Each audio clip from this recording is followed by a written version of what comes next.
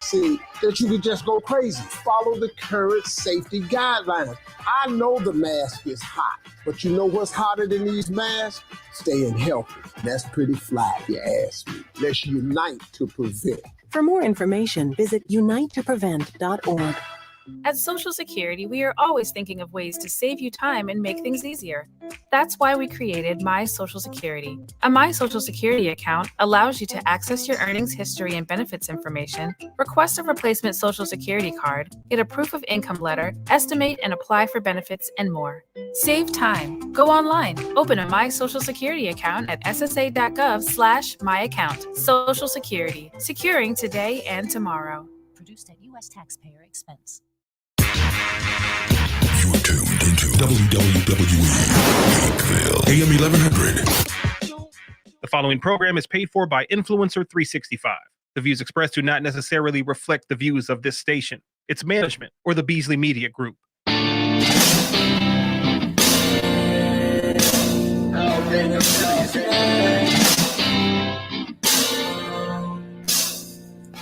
Slide. Yeah. Here we go. Woo! And we are back right here on the number one rated business show, right here on the Real 1100 AM and iHeartRadio. Thank you for everyone joining all over Atlanta and all over the world. Oh, I got a great show for you guys today. I have the entire cast of the Peachtree Village International Film Festival with me. They will be joining us in studio a little bit later in the program. And also we got the next mayor, I'm gonna say it, the next mayor of Atlanta in studio with us today, Felicia Moore. She'll be joining us just in a little bit. Real quick, let's get some announcements out of the way. Once again, if you are out in the Douglasville area, I want you to go by Studio 1211. So all my men out there in the Douglasville area, if you want like to stay looking good, like to stay looking fly, I want y'all to go see my favorite barber. As for Melvin over at Studio 1211, right there at 6405 Fairburn Road. You can call and schedule an appointment today, 770-485-6772. Tell him KC Pride sent you, and he gonna give you a full free haircut. And he said this is the last week because so many folks came in the last time. Also, if you out in the Smyrna area and you want to get your fit on, all right, you want to get a little buff. I know my shirt tight today. All right, I did not know 100% cotton shrink like that. All right, I'm gonna change it later. But if you do want to get your fit on, I want you to go see my good friends over at Titans Fitness, world-class gym, number one rated facility. You can go see my good friend Rachel with Impact Training. She will get you in shape, get you all strong, nice and buff, and you'll be looking like the host of the number one rated business show. All right. Oh, lastly, you can join me, the rock star of branding, at the Comeback Champions Summit. We'll be talking about how we're gonna help you become the rock star of your industry. That will be going on October 26th to the 30th, and it is a free event. It will be people like me. I know Joseph Fraser will be there. Like just a whole host of great speakers is going to be there. It's going to be a week-long event. Anybody, I mean, whether you're an entrepreneur or not, it's going to be a great event. Anybody can learn something for this. You can go to the comebackchampionsummit.com and go ahead and register today to make sure you do not miss a minute. Whew. Now, for the moment, everybody over here on Instagram keep telling me about in studio with me right now. She is the candidate and leading candidate for the mayoral race here in the city of Atlanta, Miss Felicia Moore. I am happy to be on the number one business show. Thank you. And hey, everybody out there in Instagram and everywhere else that he is. He's everywhere. Well, we are definitely happy to have you in studio with us today to talk about your race for Atlanta mayor. It's heating up too. Mm-hmm. I see they starting to throw Yeah. some underhanded tricks at you. I see Ooh. this thing floating around. They got you looking like you with the Republican Party. Oh, What was that about? oh my goodness. It was a dirty trick and it was a filthy one. Oh my goodness. And you always expect something's going to happen in a race. But when you go to a level where first of all, you manufacture something, you send it out as if it's coming from my campaign. And then when people reply, they give them my phone number. Lord have mercy. I'm like, is this crazy or what? It was really a dirty, underhanded trick. I mean, but I'm a lifelong Democrat. I mean, if people should just at least looked at it and said, wait a minute, what is this? But I got some crazy calls from that. Now tell me this. You are not new to politics, like you say. You have been around Atlanta for a while. So if you give some of our listeners a little bit of your background so they can understand a little bit of who you are and where you came into this race from. Well, first of all, I'm not from Atlanta, but I've lived here now longer than I've lived anywhere else. I'm from Indianapolis, Indiana. And I came here because when I was a senior in high school, we made a trip through Atlanta. And a group of us snuck away from our chaperone.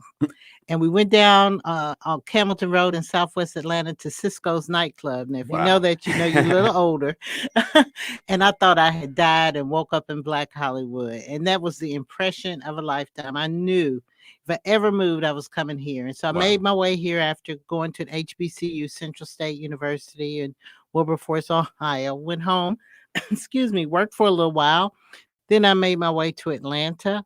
And so I just started off with being a neighborhood president, a chair of what we call neighborhood planning units, which were several neighborhoods, working for a council member at City Hall, beating a 2-term incumbent and representing a district in Atlanta that is the only one that goes, as they say, from Bankhead to Buckhead. Bankhead, of course, is down Lee Hollowell Parkway now, and a large Latino population. So I'm used to serving a diverse group of people, whether it's income or culture or race. And then I ran, and I am now currently the president of the city council. Wow. Now tell me this. It generally takes a special person to find that in themselves to say, hey, this is my responsibility to do something. Like what in you makes you feel like, hey, it's me that needs to take up this mantle and fix the problems that we got here in Atlanta? Well, it kind of started back when, my childhood, watching my father and my mother and the things that they did in the community. So when you're in that environment, you don't realize you're picking it up yourself. But when I was working at City Hall, I was working in the community too. And I saw what wasn't happening at City Hall to make what we wanted to have in the community. So I said, you know what? I'm going to run because I don't want to complain for another 4 years. I want to be the council member that I wanted to have. Somebody that's responsive, that's accessible, that shows up at meetings, that cares about my community. And so I stepped up. Wow. And that's similar to kind of where I was today in running for mayor. I had served in the president as well as a council member. And being on the legislative side, you can only push stuff. But to really get it done, you have to be the mayor. And I just believed it was time for me to step up to run for mayor. Now Atlanta is not your average city in the South. It really is a hub. What explain to folks just a little bit of the power of the city of Atlanta, or the importance and how big the role of being mayor of Atlanta means. It's huge. Not only in the city, regionally, in the state, nationally, and internationally. I didn't realize how powerful Atlanta was, other than its draw to make me want to be here. When I got elected, I went to a national conference of mayors and council members from across the country. And I'm just walking through there like everybody else. And then when they say, oh, well, where are you from? And I said, Atlanta. And you could see their eyes light up. You could see that, so I realized in that moment how important Atlanta, particularly for Black elected officials, is across this country. Maynard Jackson really put Atlanta on the map, and with the affirmative action and making sure that Blacks had an opportunity to sit at the table and have a feast like everybody else at the airport. And all the things that we do, they look to Atlanta as the Mecca in some instances, but most of nothing else as the example. Wow. Now, as mayor of Atlanta, what are some of the things that you would start to do to make Atlanta that city it should be, or start to make us better? Well, I'll start with my platform because we got to deal with the number one threat to our brand right Okay. now, and that's the safety of our city, making sure every neighborhood in our city is safe, no matter what their income bracket or zip code. So it's not just one area, it's the entire city, and we've got to deal with it from a comprehensive approach, as Okay. well as working with our neighboring jurisdictions and people in the region. So that's number one. The second thing is our service delivery. Over the years that I've served, I've watched how our departments have just gone into disarray.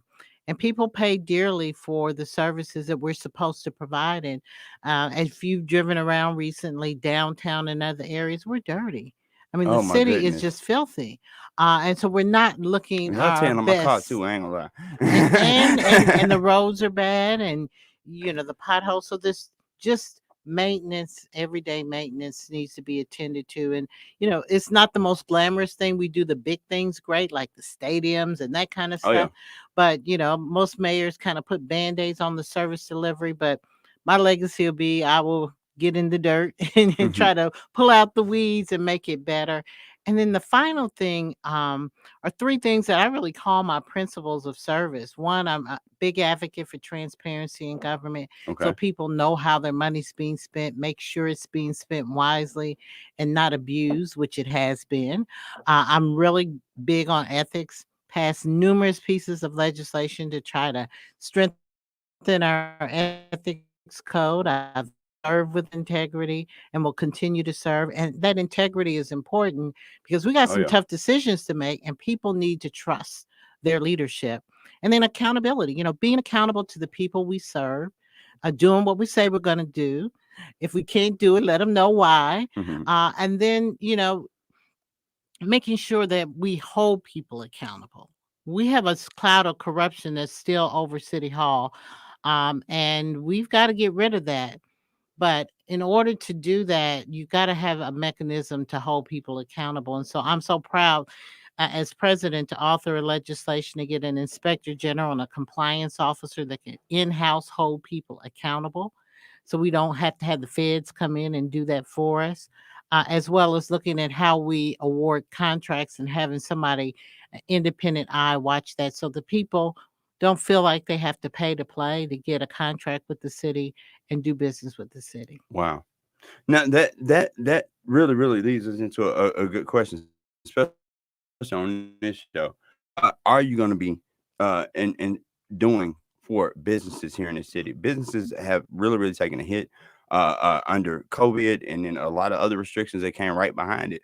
So, what are some of those things that you are going to do for businesses that's going to help business owners to say, all right, this is where we pick up and we Right. start to move forward? So let's start with the hopefully we get to a recovery phase, but we're still in the pandemic right now. Okay. And when we've gotten CARES Act funding from the federal government, the city has rightfully put aside money for small struggling businesses that they can apply for and get some help.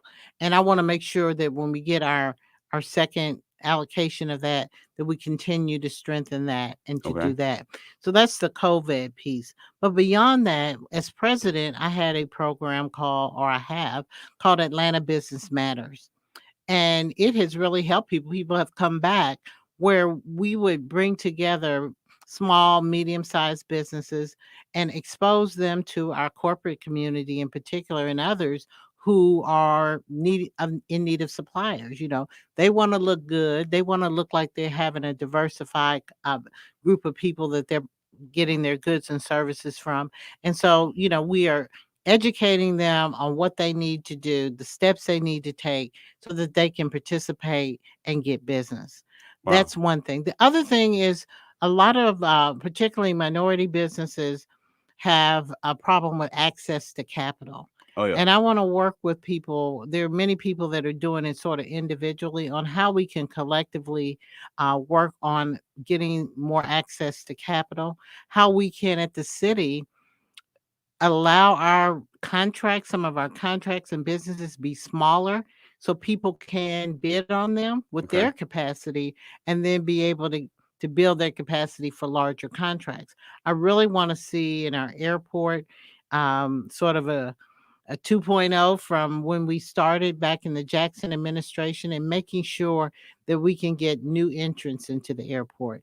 If Wow. it's legally possible, I want to make sure we target smaller, maybe one store concessions where people can bid for, and they be new entrants. They have never done business with the city or never have done that, because I hear quite often people feel that if they're not in the know or know the right people, that they haven't had an opportunity. Wow.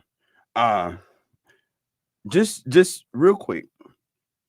Uh, Crime, like you said, has been an issue here in Atlanta. But there's other cities too that Hmm. are complaining that they're being affected by a lot of things. And Buckhead is trying to leave the city of Atlanta. How does that affect Atlanta? And is that something that under your administration that you feel like is something you can do, or is that something that's one of those type things that's going to happen regardless?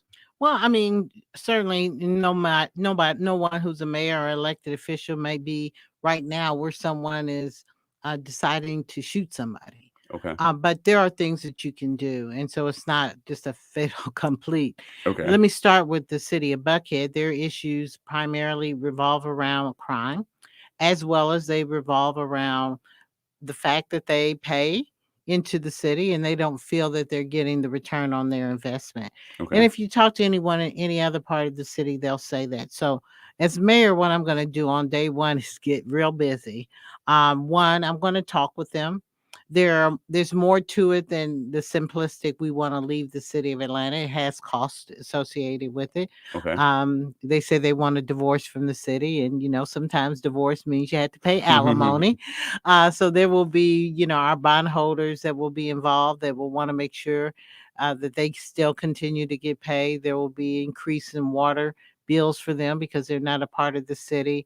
And then there's a constitutional issue with the school, and the list goes on and on. So I want to talk with them and make sure that they're aware of all of the obstacles that they have to overcome if they get it. Also, I'm going to be at the state legislature working with the governor, the leadership there, and members to try to get them not to allow themselves to vote to move out. But if I'm not successful in that in November 2022, I will have worked hard enough that I demonstrate leadership in this city, which I believe is what they really want to see, is that we're moving in the right direction. And I believe I can get a majority of those people in whatever area they draw to say that they will stay in the city. What do you think right now is the biggest threat to the future of Atlanta? At this very moment, the biggest threat, I believe, is the crime wave, because we are a big convention town and we draw a lot of people here, and it keeps our economy going. Oh yeah. And the image of Atlanta has not been that. And when you have people, I have people calling me from out of town saying, "What's going on in Atlanta?" Then you have a problem. And so we don't need that to become our brand. We don't need people feeling unsafe to become our brand, because then conventions won't come and Oh others. yeah. So I think that's one of the single biggest threats that we have immediately to face. Wow. Well, once again, because everybody told me, say, do not keep her on this air past this interview time. She got other things to do. But as the CEO of the Atlanta Business Journal, first of all, I would like to congratulate you officially as being the number one top 25 Atlantan this year. Thank you You for are actually recognizing me. already, you have been nominated several times, and now it has been confirmed that you are Thank you. our top 25 Atlantan this year, and we hope that you'll be able to celebrate with us December 9th this year. And we're going to announce the location and everything very, very soon. So we're going to have a lot of information coming out this month about the top 25, I promise. Okay. But I just had to congratulate you real quick. Thank you very much. So we breaking news. I wasn't supposed to tell nobody. We supposed to do something special. Well, you leave me with a great thing for the day. But no, it's for all the hard work, because a lot of folks, as I really did the research, and a lot of folks know you, and a lot of folks really understand and know where you're coming from. But as I really did the research, you really done the work. So it's one thing to get out here and say, this is what I'm going to do and this type of stuff. I love my city, but you can see it through what you've done. And that's why you deserve to be a top 25 Atlanta. Thank you. Thank you so much. Once again, if anybody wants to support you, they want to follow you or do anything to help support your campaign, how can folks get in contact with you and support you? Well, it's very easy to reach me. My name is Felicia, Felicia. Felicia Moore for mayor.com. Spell it all out. Felicia Moore for mayor.com. And you can reach out to us at by email, Felicia Moore for mayor.com. And we will respond. Certainly need your help, need your support, need your money, and need your prayers. And most importantly, need you to get up, get out, and vote. Oh, yeah. Get up, get out, and vote. Mm-hmm. Once again, Miss Felicia Moore, next mayor of Atlanta, right here on the number one rated business show with your host, Casey Pride. We'll be right back after this.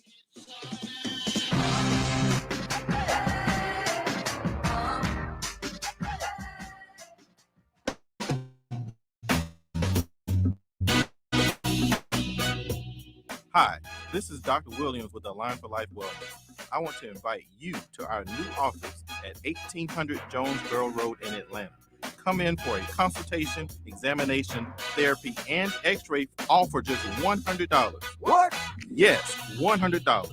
This offer expires soon, so call us to schedule at 404-383-1110 or find us on the web at www.yourfinespine.com. If you want to be fine, take care of your spine. We're open late.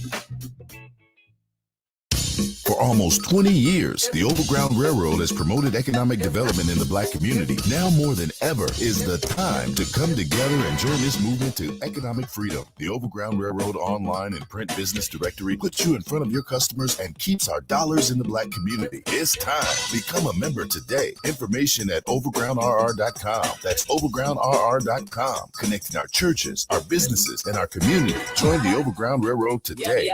Time to make a change. And now an important message from Jerry Rice. As a career wide receiver, I've been hit hard.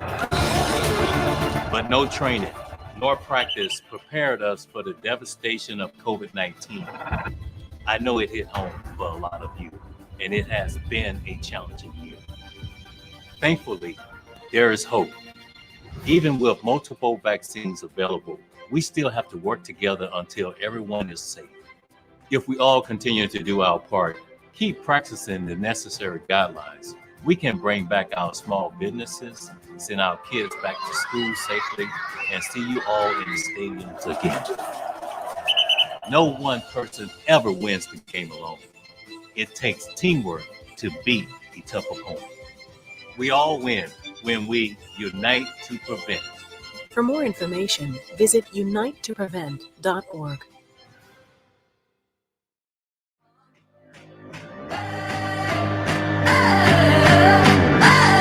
And we are back right here on the number one rated business show. In studio with me, the one and only Mr. Peachtree Film Festival International. When they put the international on, I don't even know what to do with all that. But I mean, everybody in Atlanta know you, man. Welcome to the program, everybody. Len Gibson. Yep. What's going on? How you been, brother? Man, I've been good, brother. Been good. Just trying to make it happen, man. Keep it going. No, this is going on. What for you guys? This is what you're 15, 16. 20? Wow. All right. 16. It feels like 20. Woo. Yeah, I've been doing it for a minute, man. How JB? Oh, he's doing good, man. He's doing good. He unfortunately is not in town today. He's traveling, so Okay. I'm solo dolo today with my finalists, with a few finalists. I hear you. Now, tell me a little bit about the festival, man. And just for folks, we broadcasting all over the world. Y'all don't get nervous now. I got millions of folks listening to me. But but tell folks and just let folks know about this film festival a little bit that folks may not have heard of it. Just tell them a little bit about the history, why you started, and then just tell them a little bit about the festival itself. Yeah. So, the Peachtree Village International Film Festival, PVIFF is what we call it. We started initially as a part of the Sweet Arbor International Spring Fest, Sweet Arbor Spring Fest. And so the initial name was the Sweet Arbor International Film Festival initially. Okay. Back in 2006. And we rebranded. because we kind of outgrew being a part of an event that was so large and so I got you. prominent in Atlanta. You're talking about over 300,000 people on the street on Marvin Avenue. Oh yeah. But that's the history of the festival, starting there Okay. with, at the Auburn Avenue Research Library and the old Atlanta Life building and the Apex Museum. That's our family over there, That's kind of where we started. But, we grew and we just continued to expand over the years. But you asked the question, the reason why we started the festival, as a filmmaker, but also a film historian, there were several things that I saw missing, in film festivals. I would travel, speak at a lot of festivals around the country, and it was a few things missing. One, the networking aspect of a film festival. A lot of times what happens is you go to great parties, which is cool, but you leave without the substance, the information, the contacts. And one thing that we really specialize in, or try to at least, is to make it very personable when you come to the festival. So anyone that's ever came to PVIFF, you will notice that a celebrity that would normally have 3 or 4 bodyguards with them lets their hair down and allow you to come shake their hand and be with them, be close to them. You don't see that at a lot of festivals or a lot of events. It's because we preach that. If you're going to come with bodyguards, we say, unfortunately, he can stay home. But it's so crazy that you say that, man, because I remember what was that, a couple years ago, y'all had Pinky. I was like, dude, it's Pinky over there.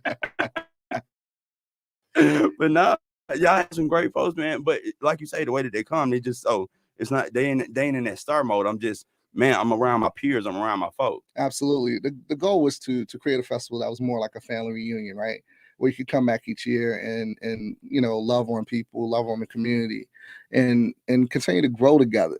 I mean, another thing that we try to focus on is the history of film, because what we don't realize is that the roadmap has already been laid. Oscar Micheaux laid the roadmap already. Spike Lee, the late great, Melvin Van Peebles, they laid the foundation already. And it's not about just being African Americans. We're an international festival, so we accept and we work with filmmakers and just people that are in the entertainment industry from around the world, regardless of your color or creed. But the goal was to bring all of these people under one roof and grow and build together. And folks don't know, man, y'all launched some major folks. Y'all done had some big time folks. Like Chadwick was with y'all for a minute. It's an interesting story about Chadwick Boseman. Chadwick was actually directing at that time. Wow. Okay. So he was acting, but he was, at that time, he had 2 films that we had in the festival, and I remember the name of one of them was called Blood Over a Broken Pond. Okay. This was in 2007. Now, the interesting thing is, again, he was a director at that time. And, nobody knew who Chadwick was. Mm-hmm. He was the coolest person in the audience. You know what I mean? Yeah. And check this out. He didn't even win as a director. Wow. Yeah, Mr. Black Panther, right? He didn't win that year. And then, literally less than a year later, I was flipping through the channels and saw him on Cold Case as an actor. Okay. And at the time, I was staying in touch with Chadwick. I shot him an email and said, dude, congratulations. I didn't even know you can act. Yeah. He was fresh out of Howard, doing his thing. And, listen, man, it was a blessing to be able to know someone like Chadwick and to be able to say that, he was a major part of our beginning, with PVIFF. Oh, yeah. But like I tell folks all the time, man, because like with y'all, it was different. It's like, I hadn't been to film festival before. They typically be boring. Like for real. Like they kind of be boring. I gotta be honest. But with y'all, it was a different experience. You know what I'm saying? Because it wasn't just about, hey, let's come watch these movies. No, it was also about, hey, you need to come sit down and learn this. Come meet these people. Come meet these producers over here.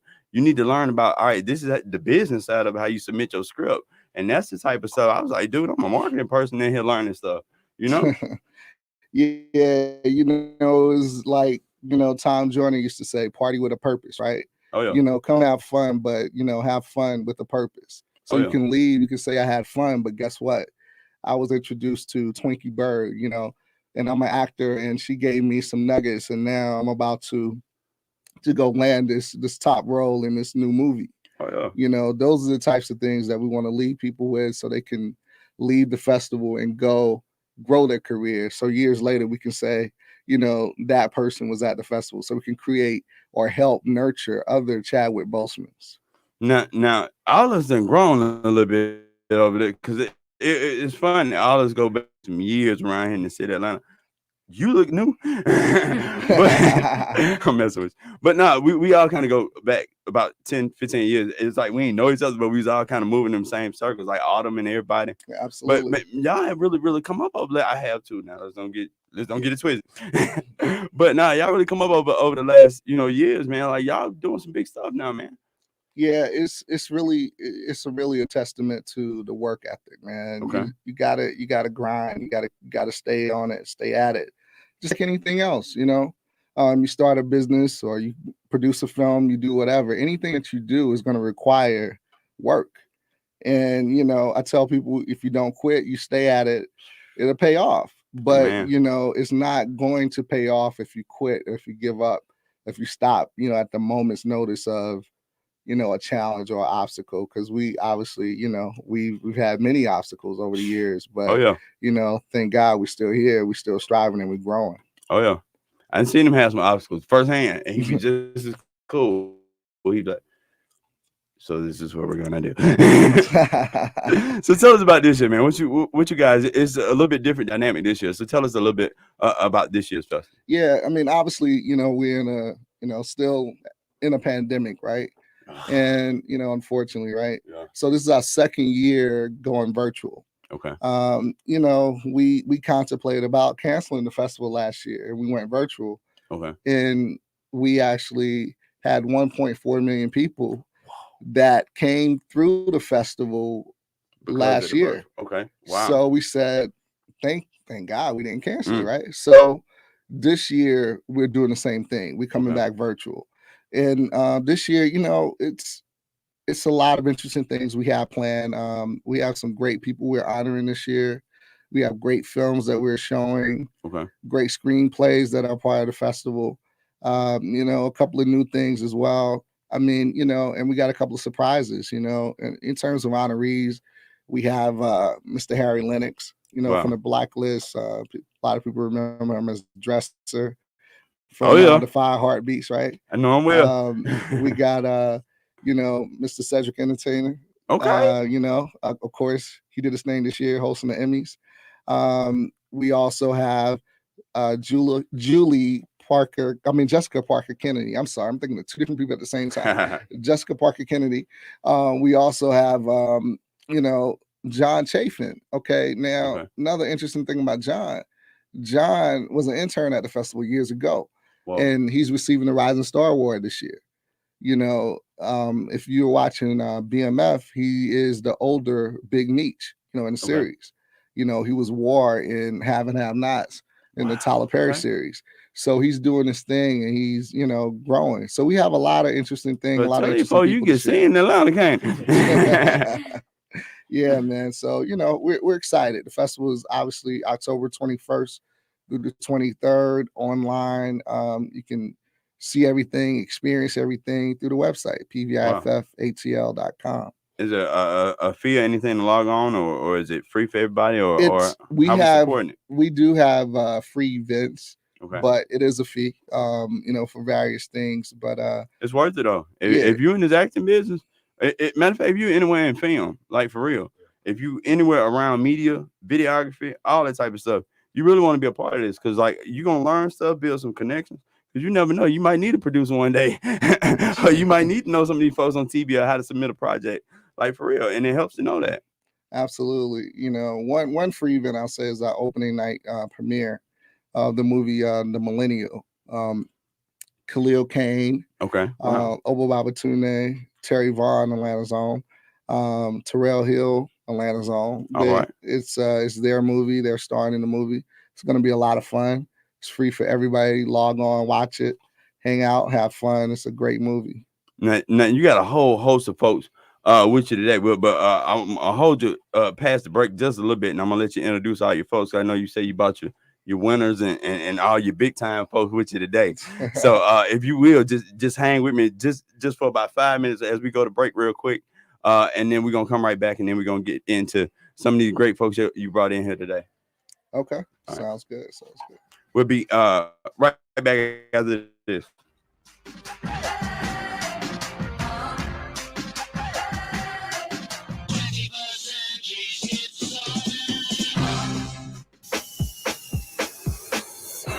At Align for Life, we work with attorneys across the entire metro area. We are a portal of entry provider, meaning we can ensure your client is triaged accordingly and coordinate all aspects of your client's chiropractic and medical care from start to finish, including referrals to medical doctors, specialists, and imaging. This is Dr. Fowler. Your injury clients deserve the best: transportation, extended hours, and compliance monitoring. We understand your needs. Refer your injury and accident victims right now by calling us at 404-383-1110 or visit us at yourfinespine.com. Transportation is provided via Uber, and we are open late so your clients can come in after work. Auto accidents, wellness care, slip and fall. We take care of it all. Dr. Martin Luther King Jr. himself said it best. Collectively, that means all of us together. Collectively, we are richer than all the nations in the world, with the exception of 9. You ever think about that? The American Negro collectively is richer than most nations of the world. That's power right there, if we know how to prove it. And we know how to pool it. Join the journey for economic freedom for the Black community. The Overground Railroad. Visit overgroundrr.com.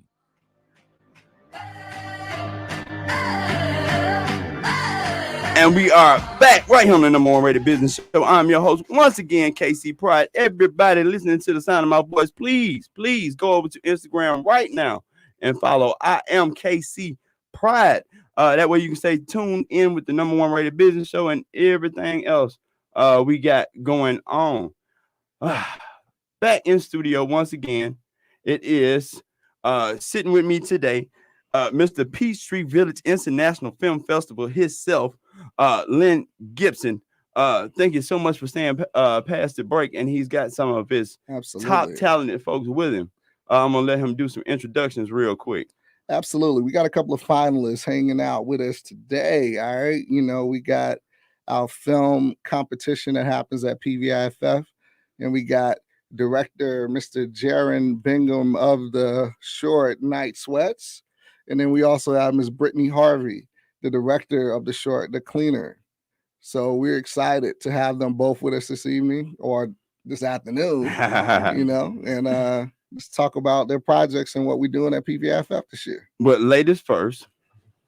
So tell me a little bit about your project. Your project is called The Cleaner. Now, what is The Cleaner about? Okay, so hold on tight to your seat. Okay. It's an underground thriller about, it's a dark thriller about a character named SJ who works in this gritty underground world with the mob where he cleans up after dead bodies and murders, aka making him the cleaner. All right. Now he's trying to leave the cleaning business to start a new life with his girlfriend, who has no idea about this world, and he's trying to keep it a secret. So it's about his struggle trying to get out of the cleaning business, all while trying to have this life of normalcy that he wants with his girlfriend, all while trying to hide his corrupt past and showing how these two things collide and challenge him as a character. Wow. Now, is this set in Atlanta, or is this set around what type of family and this type of thing? So it's definitely set in Atlanta. We filmed it all in Metro Atlanta. Wow. It's not very clear in the story where it's set, but it's an Atlanta film for sure. Wow. Okay. Now, also, when you are doing these type of projects, number one, tell some of these young creators what is something like that ideation phase? Like, how do you develop? Because it's always just interested me. How do you develop such intricate characters and such intricate people? Are these based off folks you know, or is this just kind of like ideas and stuff that you come up with? Well, this is definitely not based off of someone I know, but it is based I was off gonna of say your ex-boyfriend cleaner. not at all, but Mhm. it's based off of a lot of the things that I'm influenced by is definitely the film The Professional. Okay. It's a film with Natalie Portman from the 90s. What also influenced me too is that my mom told me she couldn't watch a film if someone didn't die in the first 5 minutes, otherwise she falls asleep. So I was like, the easiest way for me to make sure that my mom's gonna watch it is to find some way to incorporate that in the first 5 minutes, and that's what I was able to do. And I would say definitely for young filmmakers, when you're writing, write in what you believe in and what you're passionate about. And to always I operate on, a small budget, but to make sure that, you may want the car chase scene, but make sure that you are working feasible within your budget and something that can be creative as well. Oh yeah, definitely want that car chasing.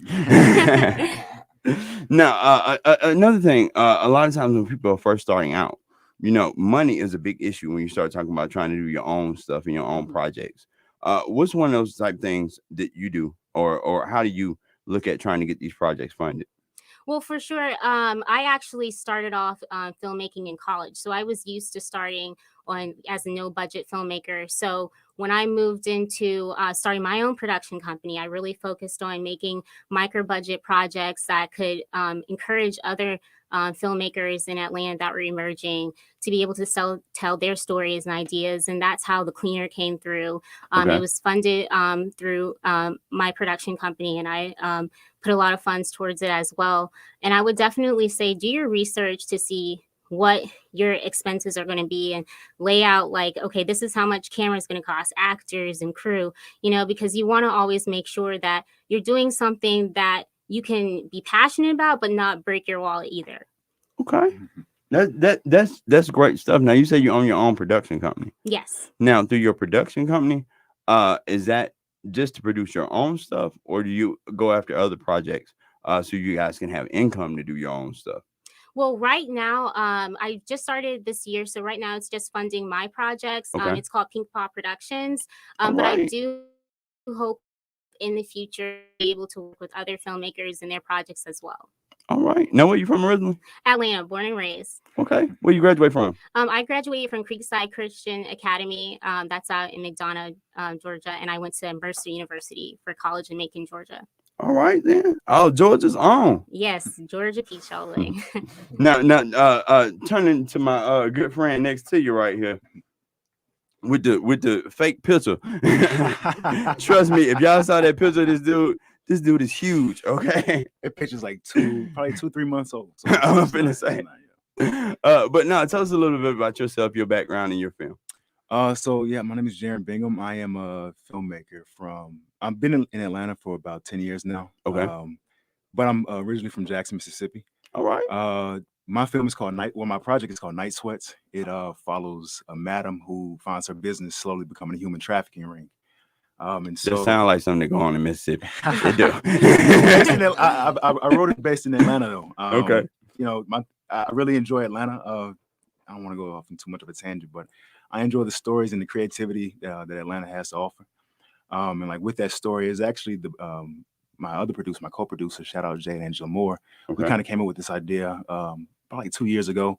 Just been chewing on it for a minute, kind of just like marinating and trying to really build the characters. And we really kind of fell in love with the characters that we have in there. It follows the madame, like I said, her name's Scarlett. And we just see her journey as she tries to navigate through this industry in which it is taboo in its own in society, but it still is very much a true industry. But the thing that in Jackson, Mississippi. But yeah, it's I'm excited to have it here in the festival. Excited to be working with Brother Len here and just eager to continue to move.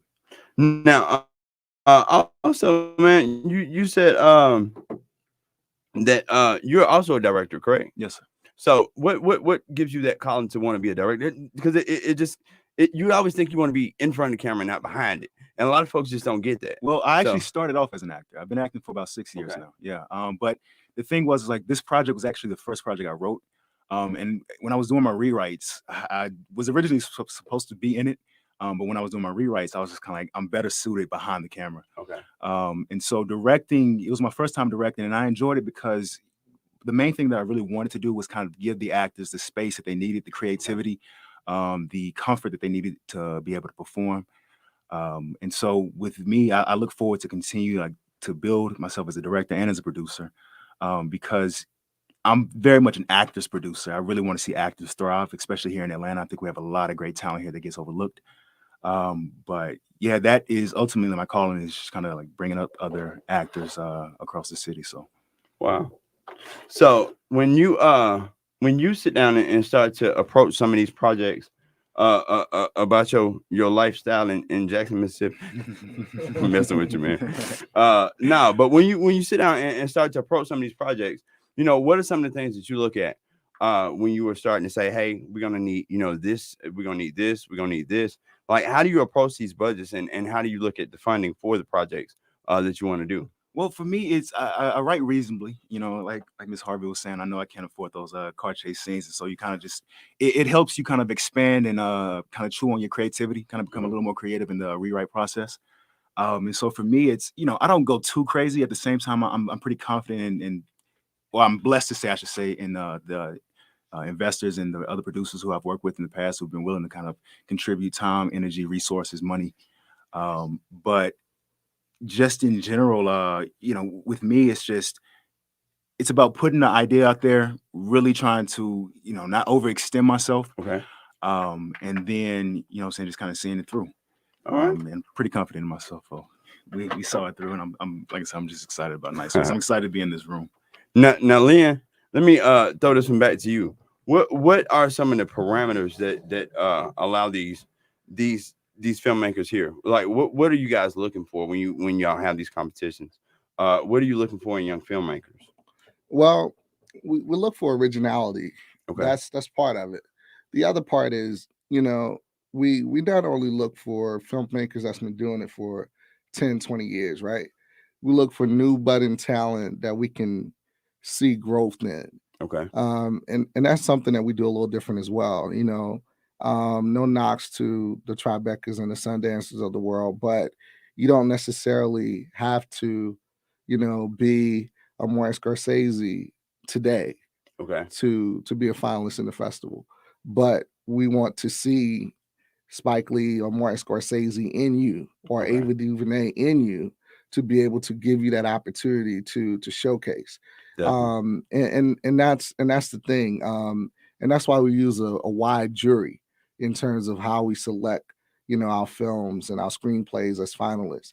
We use, you know, partnerships like the African American Film Critics Association. Okay. We use partnerships with the media.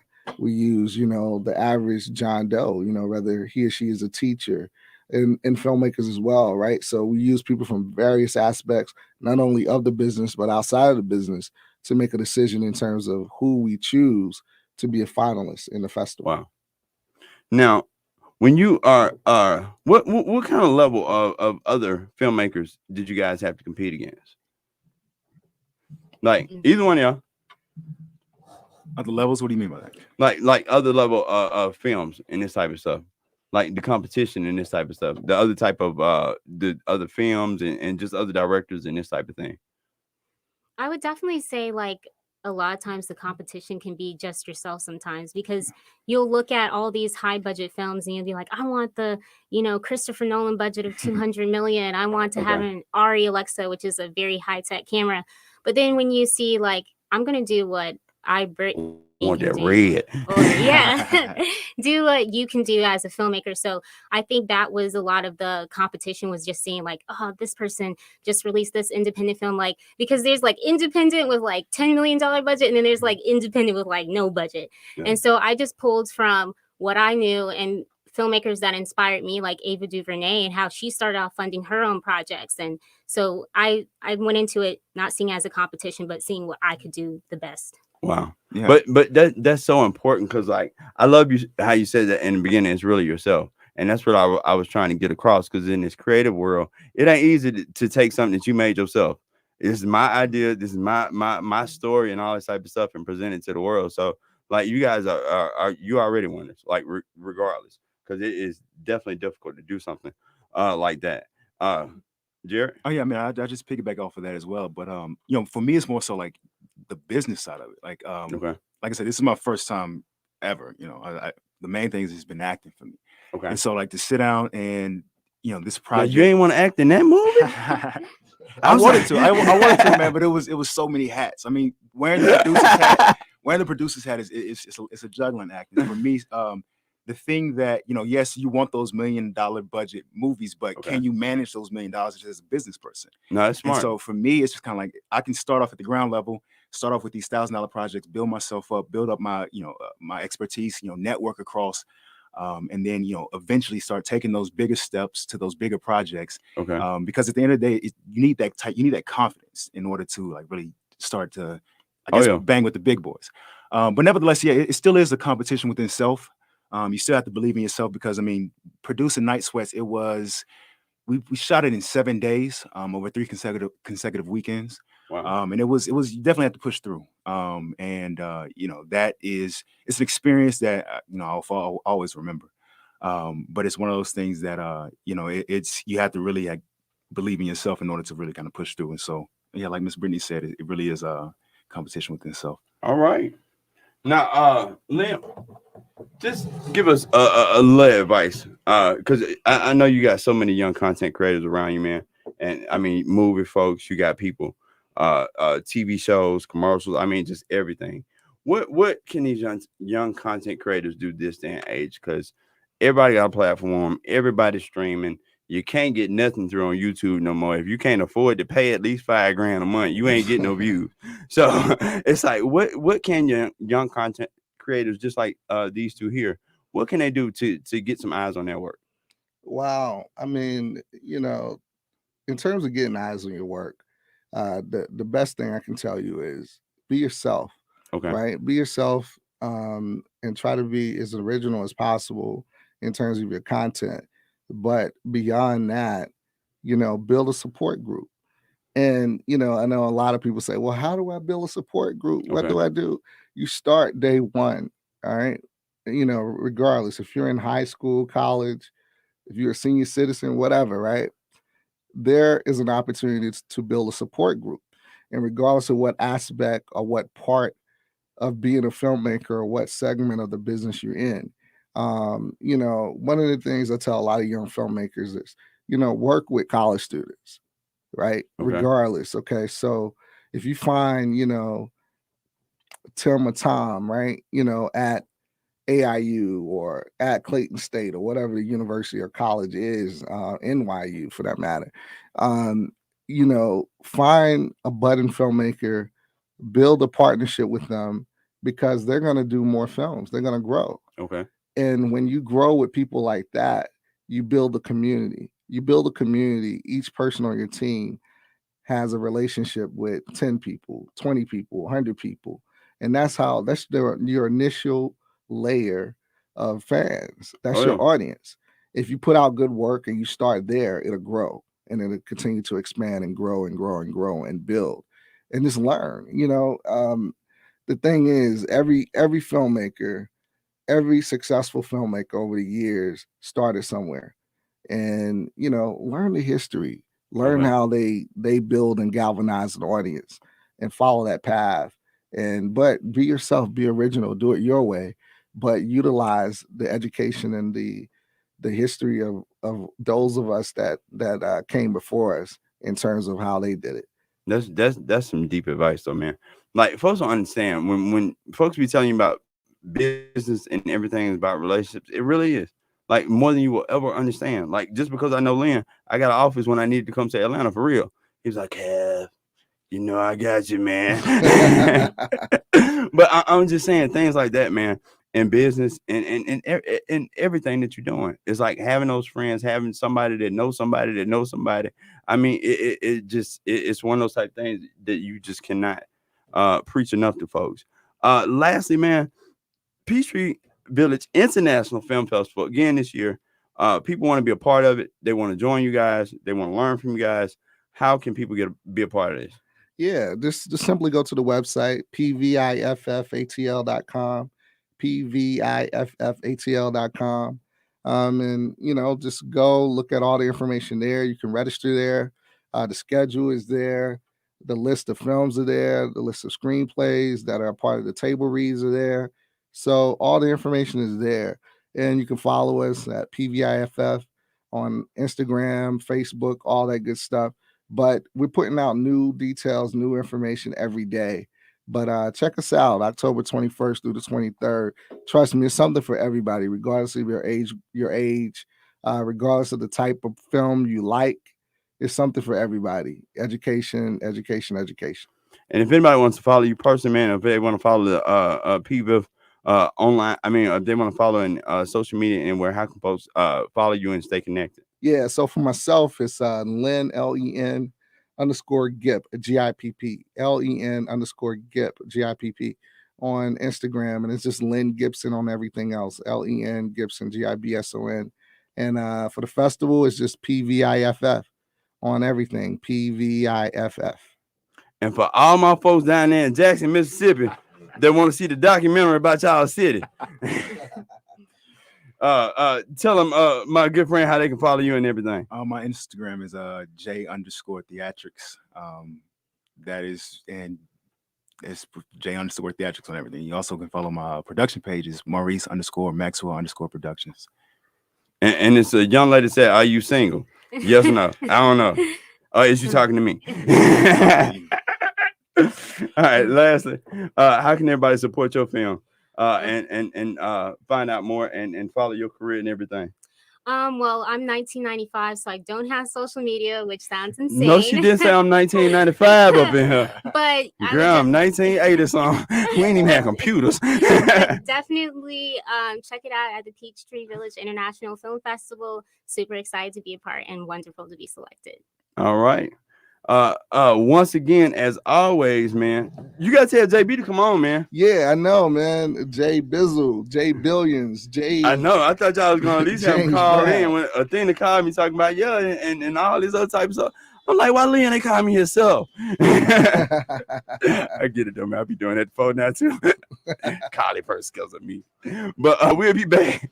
We'll be back next week right here on the #1 rated business show, right here on Real 1100 AM, iHeart, all over the world. I am Casey Pride. Follow me on Instagram and everywhere else.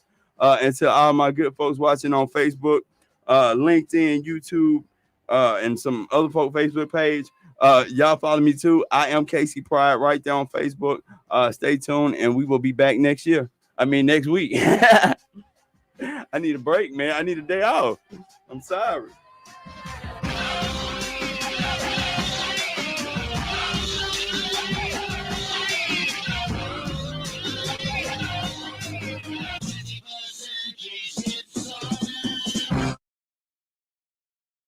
There's a lot going on in the world, and your world is always changing. That's why it's important to stay connected. The latest news, the latest entertainment, the newest music. If it's in the air or on the air, it can be in the